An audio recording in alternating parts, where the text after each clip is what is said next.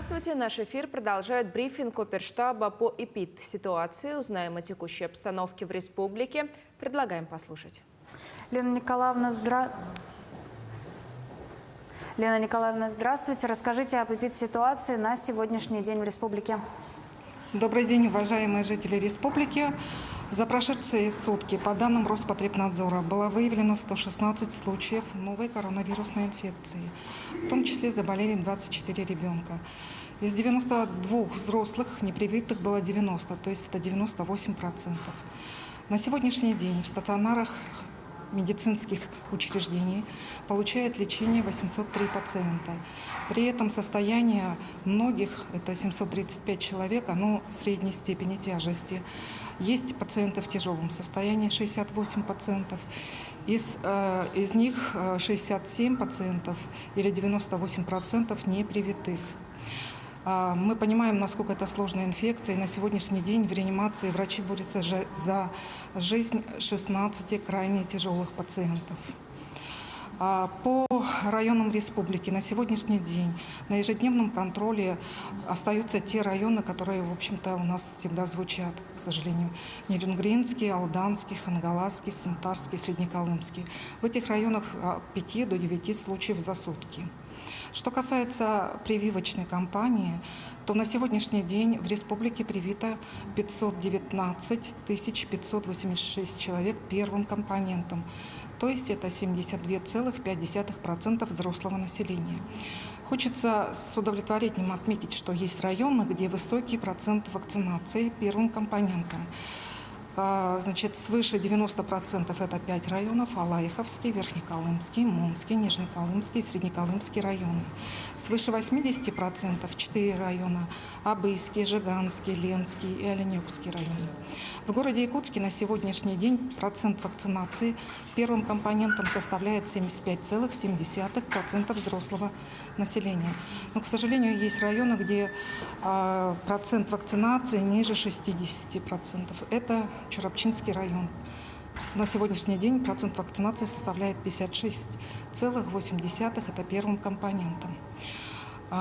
Уважаемые жители республики, в связи с тем, что возрастает уровень иммунизированных, то есть иммунная прослойка в республике, Айсен Сергеевич Николаев подписал указ, согласно которому изменились требования, то есть по QR-кодам для допуска в торговые центры эти требования отменяются. Режим работы предприятий общественного питания продлевается до часу ночи. При проведении официальных спортивных мероприятий допускается заполняемость зрительного зала на 50%. Уважаемые жители республики, всем хочется пожелать крепкого здоровья. Благодарю за внимание. Спасибо, Лена Николаевна. Это был брифинг оперативного штаба по эпид-обстановке, а мы идем далее и переходим к выпуску новостей. И вот его основные темы. Вопрос о строительстве Ленского моста в Якутии остается в повестке правительства страны. Акционерное общество «Якутторг» запустило новую схему завоза продуктов питания в арктические районы. Кабинет цифровой образовательной системы открылся в начальной общеобразовательной школе номер 1 города Вилюйска. Президент Владимир Путин на прошедшей пресс-конференции положительно оценил результаты усилий команды Юрия Трутнева по социально-экономическому развитию Дальнего Востока. Глава государства отметил, что выстроена целая цепочка поддержки семей для покупки жилья, льготная ипотека под 2% годовых, сельхозипотека по 3%, а для семей с детьми 6%. Так, несмотря на повышение цен на жилье, снижение ставок по ипотеке, по стране в этом году введено 90 миллионов квадратных метров жилья. Владимир Путин подчеркнул, что Дальний Восток требует к себе особого внимания и необходимо сделать жизнь привлекательной в современных условиях. Дальний Восток требует к себе особого внимания, и это комплексная работа. Не только прекратить депопуляцию, а наоборот – сделать жизнь на Дальнем Востоке привлекательной в современных условиях. Что для этого нужно? Для этого нужно развивать экономику. Нужно, чтобы создавались, это прежде всего, создавались современные, высокотехнологичные, интересные и высокооплачиваемые рабочие места. Чтобы интересно было работать. Первое. Второе, надо, конечно, развивать социалку, строить, укреплять университет, который возник на острове Русский, укреплять другие учебные заведения, школы строить, детские сады, чтобы комфортно было жить там. Вопрос о строительстве Ленского моста в Якутии остается в повестке правительства страны. Ранее была утверждена следующая модель финансирования строительства Ленского моста. 50% выделит государство, 50% поделят между собой регион и концессионер. Ленский мост в перспективе обеспечит круглосуточным транспортным сообщением более 80% населения Якутии. Его протяженность составит более 3 километров. Прогнозируется, что в сутки по мосту будут проезжать около 5 тысяч автомобилей. Инвестпроект вошел в национальную программу развития Дальнего Востока, которую планируется реализовать в 3 этапа до 2035 года. Председатель правительства Андрей Тарасенко и министр труда Елена Волкова посетили Хангаласский улус. Первым делом они побывали в бизнес-инкубаторе для граждан с ограниченными возможностями в поселке Махсгалох. Это первый в республике бизнес-инкубатор, резидентами которого являются люди с инвалидностью. Сейчас их количество составляет 6 человек. Все они открыли свое дело путем заключения социального контракта с государством. Густой туман стал причиной задержки рейсов для столичного аэропорта. Он работает по фактической погоде. Там зафиксировано минус 46 градусов. Метеорологическая видимость 100 метров.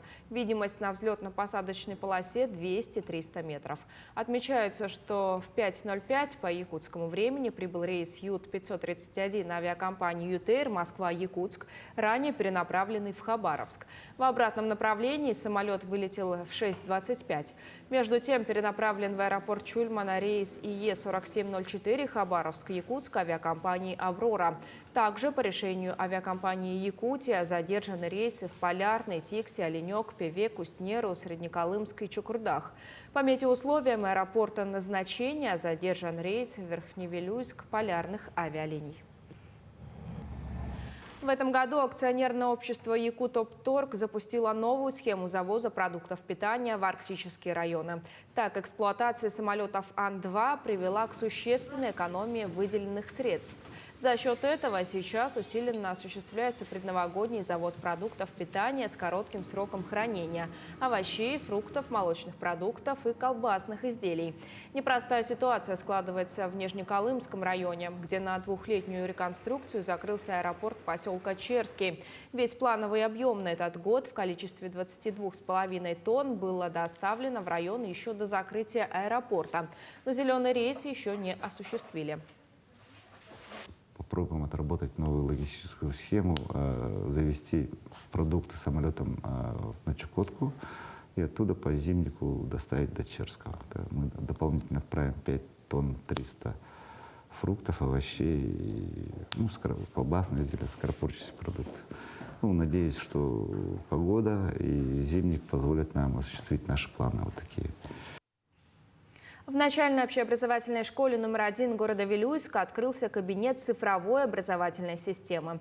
Проект реализован благодаря национальному проекту образования. Кабинет поможет оптимизировать систему школьного образования и позволит эффективно использовать современные технологии в процессе обучения. Сегодня такие кабинеты открыты в 7 школах Вилюйского улуса. Также в 8 школах работает сеть центров образования цифрового, естественно-научного, технического и гуманитарного профилей «Точка роста». Это дает нам возможность и детям обучаться, участвовать во всех олимпиадах заочных и выполнять контрольные работы, тестовые работы. И учителям помощь тоже дает возможность работе с детьми.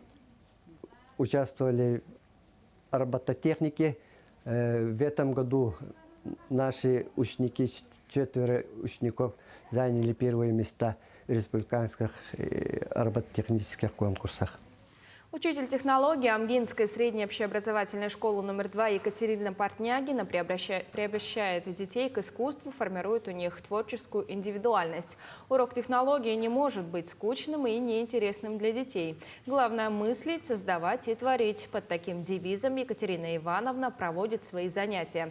В школе проходит множество конкурсов, их размещают на специальном стенде. Лучшие работы отправляют на районные и республиканские конкурсы.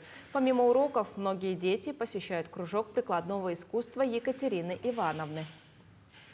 То есть ребенок на уроках должен узнать, создать изделие и применить свою фантазию. Если я даю волю фантазии, то выявляются дети одаренные. И вот с ними я работаю. Так, я провожу кружки, умелые ручки с 1 по 4 классы. И в 5 и 6 классах у меня есть кружок «Юный художник». В преддверии Нового года активисты Общероссийского народного фронта дарят праздничное настроение многодетным семьям.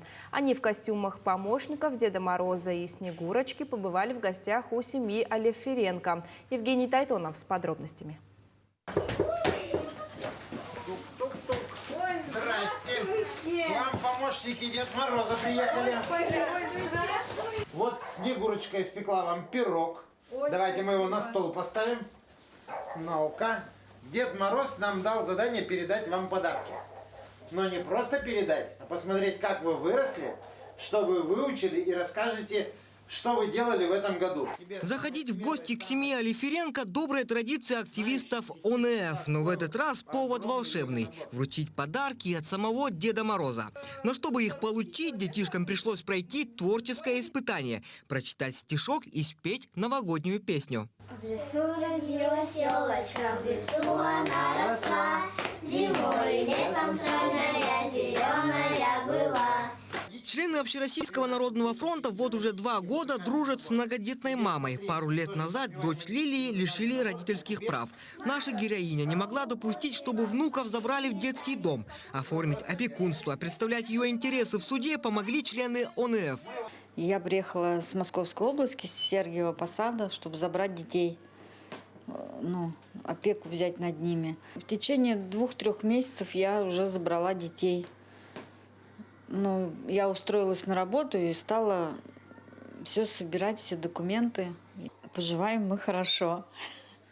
Я рада, что они со мной. Они мне помогают все делать в хозяйстве. Вообще они молодцы, учатся очень хорошо. Активисты не только дарят подарки, но и помогают продуктами и теплыми вещами. По всем праздникам стараемся приезжать, привозить подарки, потому что дети активные, дети развиваются, детям интересно все это, и стараемся устраивать праздник детям. Дети всегда реагируют очень хорошо на подарки, как бы неизбежно. Новый год – это не Новый год, а дети всегда рады чуду. Сегодня Новый год, дети нарядились, тоже помощники Деда Мороза, мы тоже помощники Деда Мороза, пришли с подарками. Вроде весело посидели, рассказывали друг другу истории, потанцевали, попрыгали, подарили подарки. Следующей весной Общероссийский народный фронт планирует передать семье Алиференко домашних кур. Как будет выглядеть курятник, должны будут спроектировать сами детишки. Евгений Тайтонов, Григорий Николаев, Якутск. Оставайтесь на телеканале Якутия-24, не переключайтесь.